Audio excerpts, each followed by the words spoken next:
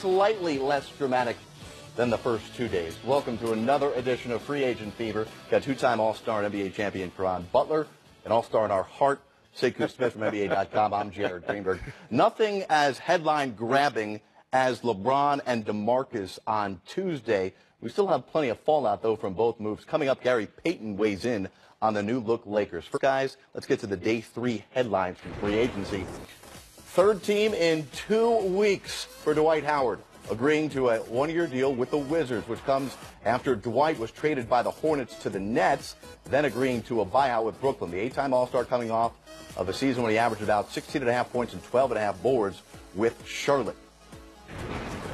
Wizards also upgrade their bench, adding hometown kid Jeff Green. Grew up in the area, went to Georgetown. He'll suit up for his 5th different team in 6 seasons. You'll recall he had some impact for the Cavs last year, particularly in Game 7 of the Eastern Conference Finals, when he scored 19 points for the Cavs as they advanced to the NBA Finals.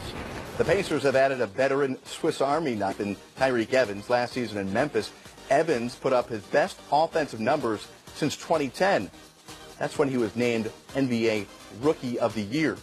So Evans goes to Indiana. How about another former Rookie of the Year? Michael Carter Williams was the award winner back in 2013. MCW will enter his 6th season with the Rockets, who will be his 5th different team. MCW is a career 25% three-point shooter and just a 40% shooter from the field. We'll see how that fits with the Rockets. A move by the Warriors that is likely to receive far less venom on Tuesday. The Dubs bringing back Kevon Looney, who started 5 playoff games during Golden State's run to the 2018 NBA championship. So much more depth there up in the front court. The Jazz investing in another one of their young players day after coming to terms with Derek Favors. Dante Exum agreeing to a 3-year deal to stay in Salt Lake City. The 5th pick of the 2014 draft was limited to just 14 games last season due to a knee injury. Utah also reportedly bringing back Raul Neto as well.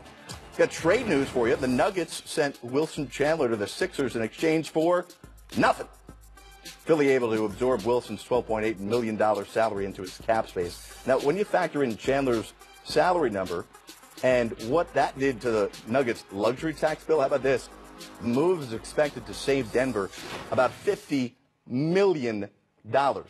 Good move there by Tim Connolly, and a good shooter for Philly. Let's talk first about what the Wizards did, okay? We know that the Wizards need some help after being the 8th seed and going out in the first round, Caron, to Toronto.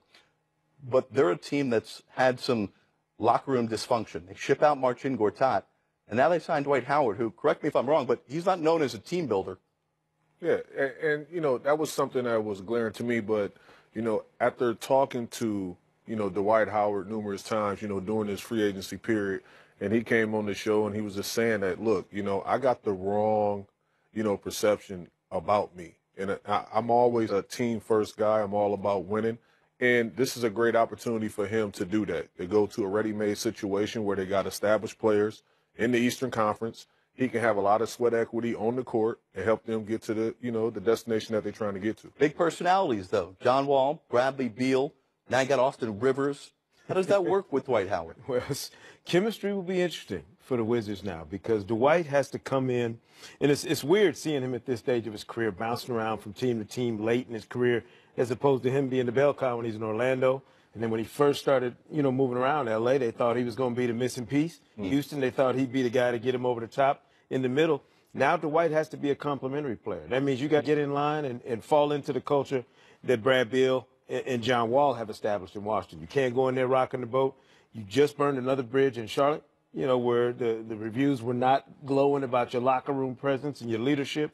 I feel like Dwight hopefully now recognizes where he is at this stage of his career and understands he's the one that has to prove to everybody that he's not what people think he is. He's got to wipe that away himself. It's not about other people misunderstanding him anymore. I think he will, and I think he understands that, and that's a great, excellent point. And he understands that, he's on the back end of his career, understanding that he has to go out there and just, win. And I think winning cures all.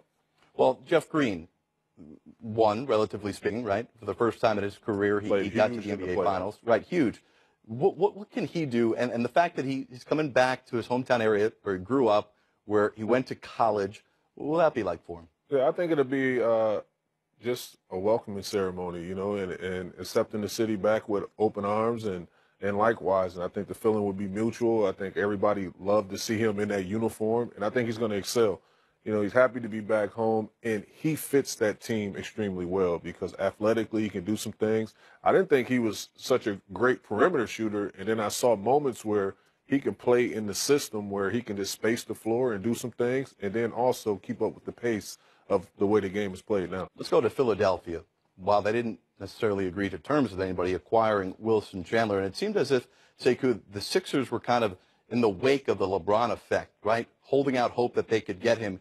And that may have cost them some players who went quickly in the first 3 hours of free agency, late Saturday night into Sunday morning. But now getting J.J. Redick back and Wilson Chandler, what do you see with how they're building this roster? Well, look, the first thing you got to understand, if you're going to play the high-risk, high-reward game of free agency like Philly did, you're going to have to get stuck in that middle position sometimes. If it doesn't work out, Wilson Chandler is an excellent consolation prize just in terms of having a three-man that you can insert into that group that gives you a little different wrinkle. He's working off the dribble, attacking the basket in ways that they haven't had a guy. They got guys who they've asked to stand out and really be catch-and-shoot guys. They haven't asked them to be, dynamic, ball creators, taking the ball off the dribble, going to the basket, and changing the dynamic that way. So I like it. I like Wilson Chandler as a veteran for that group. The more vets they get in there, losing Bellinelli, not having those guys come back, you need a little more of that veteran presence, and I think Wilson Chandler will give it to you. I totally agree. I think Wilson is so stable. Had some time last summer during training camp, going out to Denver, spending some time with the team, and, connecting with Wilson, and he understanding the big landscape of all of this, and knowing that he possibly will be, off this team this upcoming season, but, welcoming the challenge of going to a young team like the 76ers, or it could have been numerous teams that really wanted him and needed his services. He's going to excel in Philadelphia. I want to show you a list of several guys who are still out there, not yet committed, and it is dominated by the restricted free agent crop, which seems like these teams, Sekou, are just waiting for somebody to make a move. But here's the problem. There's very little teams that are interested in signing big contracts because they're not ready to win yet. There's only a couple of teams that actually have some cap space. Yeah, and in these restricted free agents, that market has always been tricky because you got to find one team if you're one of these guys that's going to come in and put down a big offshoot to scare your team into either matching or letting you walk. And obviously, Houston doesn't want to see Clay Capella leave. They need him, but they're not going to bid against themselves in a volatile summer where the market's tight. And there are not a ton of teams spending big money out there. Marcus Smart's another one I think who's going to be real interesting because if Boston doesn't do anything this summer, they decide to stand pat and come back with that group that they had. He's very important to what they want to get done with a healthy Kyrie Irving and Gordon Hayward added to the mix as well. Out the four to five guys that we saw right there, who do you think will receive an offer sheet from another team? I thought Capella would be the guy that would already have one, and I've been kind of surprised that he didn't get one. Yeah, and that's glaring to me, and it lets you know what the market is out there and what the cap is and what people are willing to do. And, the emojis that he put it on Twitter saying that, look, the sad face and, things not going his way. But next year is the year where you're going to have so much cap space, and you're seeing a lot of guys signing the 1 year in where they can just be available next season. Karan, I want to go back to something here, though, with these restricted free agents. Is there that risk that you run with going out and making that player go get the deal rather than just giving him what he could make out in the open market? Because now you're making him feel like he's not wanted.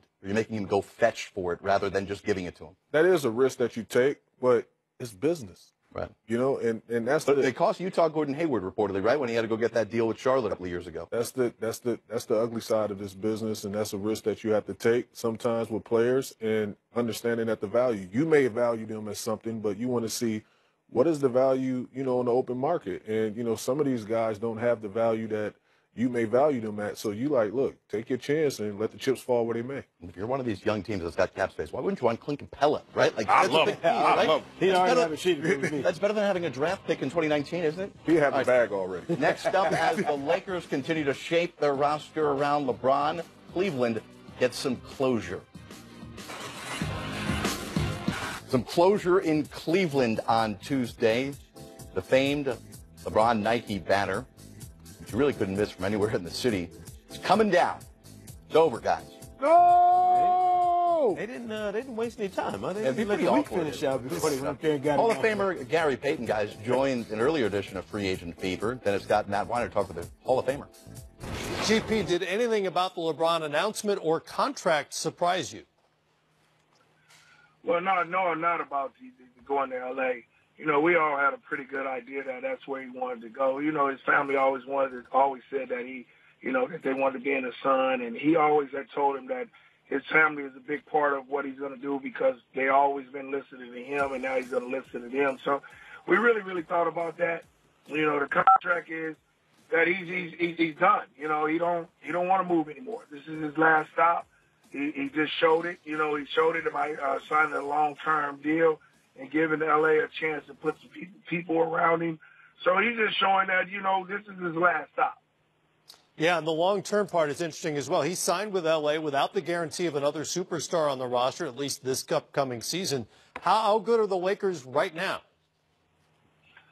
Well, you know, they're going to contend. You know, once you get him, people got to understand, they had won 27 games a year ago, and then this year they were 8+. So putting him on the team, you can go from 35 to 45 to 47 almost. You give him 12 more wins and be in the playoffs in the West. They're putting pieces together. You know, they did a good job of getting Rondo with a guard that can help Alonzo Ball, Lance Stevenson who can guard somebody, JaVale McGee who can block shots and do things. Now he has to just have some players that's going to score with him and he can rely on. You know, and he doesn't have to do so much work. I don't know if they're a championship team. I don't think that's the case. I think they're a playoff team. And, Gary, with that being said, what advice would you give LeBron, knowing that Cleveland's a small market from a media standpoint? Obviously, Miami has its market. But now you're going to L.A. They're expecting championships. What advice do you give him, knowing that you were the big man in Seattle going to L.A. with Shaq and all those things, but he's still the king of the hill? What advice to kind of get the Lakers back to championship? All I can do is just tell him to be himself. He has to go in there with the same mentality that he's been doing for the last, 8 years that he went to the finals for 8 years straight. He has to go in there and make everybody else better. I think if he makes everybody else better, you got to think about it. You're going to change to a Western Conference that's loaded. Golden State and Houston, they're going to be good, you know. So you're going to have to try to dethrone them, but you got to get players. This first year, you got to make them understand we're going to get better. We're going to be a 10-plus more team, win 40, 45, 46 games, and then you're showing the light. The next year, you're going to have to be in contention of winning the championship. His mindset has just to be, I'm going to get this team to be the best team it can be. You get me the right players, we're going to win basketball games, and we're going to contend for a championship. Thanks to Gary Payton for joining the guys earlier. And listen, we've witnessed what the Lakers have gone through here, but it still sounds weird to talk about incremental growth for this Laker team. They are in the midst of their worst 5-year stretch in the history of the team, not making the playoffs. Is that fair, Sekou, that just making the playoffs is how this team will be judged now that they have LeBron James? Yeah, I mean, we throw the grading curve out the window with LeBron. He's forced us into that because every time he shows up somewhere, it's instant contention. I think this will be the toughest situation for him, even tougher than when he went back to Cleveland, 4 years ago, because at least then you had an established, all-star in Kyrie Irving and Kevin Love on that roster. Now, everything else was up in the air. These are puppies that he's working with the Lakers. These are young guys in their first and second year, and we don't know yet how good these guys are going to be, what their ceiling is. But I like the depth chart. If you just look at the number of long athletic bodies he's going to be working with, they're going to get so much better playing off of LeBron. And then I don't think we can, overstate how important it is to have Kentavious Caldwell-Pope in that lineup, because LeBron's going to need somebody else, a vet in this league who can get up and down the floor and make shots. And then think about it. You still got Kyle Kuzma coming off that bench, Karan. You still need some depth to go to, quality depth behind some of these guys that can give you buckets and give you some quality minutes. And it's a lot of, quality guys still out there in free agency that, that can really help, coming off the bench. One guy that, jumps off the screen at me is Jamal Crawford, and I think he wants to be in Los Angeles, so that makes perfect sense to acquire a guy like that. And then you're looking at the team, a lot of the young talent, they have a wealth of young talent. Yeah. And, you know, you was thinking about this year, you know, them growing, but this year turned into next season already. The next season turned in now. Right. You know, where they have to be available and ready to, Right. you know, make a splash and be ready for the opportunities coming from LeBron. But, you know, even if the plan is to be patient, and even if you have the security of a 4-year contract with LeBron, you know, the moment they hit a bit of adversity, there's going to be conversations about who can they trade for, right? Yeah, you're going to hear a lot of that. But I think in what, you know, Gary said is absolutely true. You know, my big brother, Gary Payne, you know, he said that, look, LeBron is going to add, you know, 10 to 15 wins immediately. So a team that's been out of the playoffs, you know, for the last 5 seasons, you know, immediately come playoff contention and then possibly championship contention immediately just by putting LeBron James on that roster. It's a double-digit win improvement no matter what, right? When you get LeBron James. Everywhere he's been, every time he's changed teams, it's double digits, right? Look at you're that. getting at least double digits. The other thing you're getting, and I don't think So you're saying this team right now, as constructed, is at least a 45-win team? they got to be. I mean, LeBron's presence alone, Plus everywhere he's 13 to been. 15 yeah. wins with just adding LeBron. The other part about it I like is that if you think about what they were talking about, what Rob Pelinka and Magic Johnson were talking about prior to LeBron choosing the Lakers, before the draft and everything else, talking about the work ethic and the culture of these young guys in the gym day after day, bodies forming, games transforming. All those young guys should hopefully be better. You know, they're going to be better, more effective players, guys who have been around the block in this league one time, so they're going to be smarter and understand if they just pay attention and listen to the vets they have, Rondo, LeBron.